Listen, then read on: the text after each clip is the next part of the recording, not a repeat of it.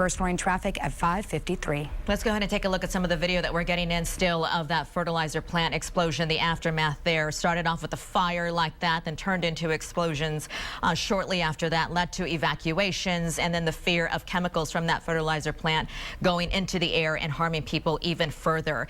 After that explosion happened, it looked like the triage center emergency personnel were very quick to respond, and wanted to get a little perspective on that because firefighters from all over Texas trained specifically for something like this.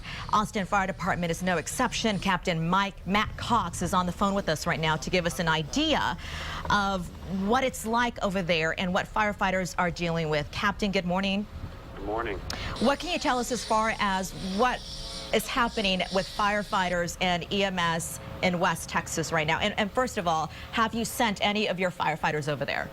Austin has not sent any resources yet. This morning we offered our resources about 6 hours ago, and they were not needed. The elements of the Waco and Killeen fire departments were helping, and also those from Dallas.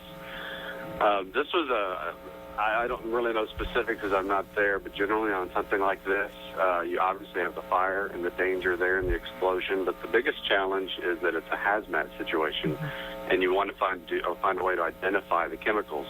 Fortunately, we know what's there at fertilizer plants, so fire departments can go in and already begin rescues and search and rescue using just the gear that they have on. Also, they're going to look for people, but they've got to put out the fire while that's happening. So they might be cooling tanks of other bad chemicals and putting out the fire and searching for people. And it's an ongoing process. Captain, allow me to pick your brain a little bit when it comes to the chemical situation over there. As you know, with hazmat, you said you have to identify first what is the threat. The chemical from that fertilizer plant is told to be suffocating, and when it mixes with the water in your body can be very destructive.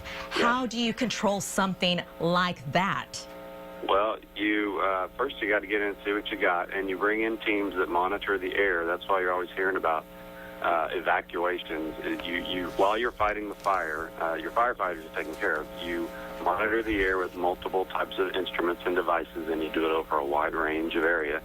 And you find where the hot zone is, where the most dangerous part is, and we can project by plume models, we call it, where it's going to go.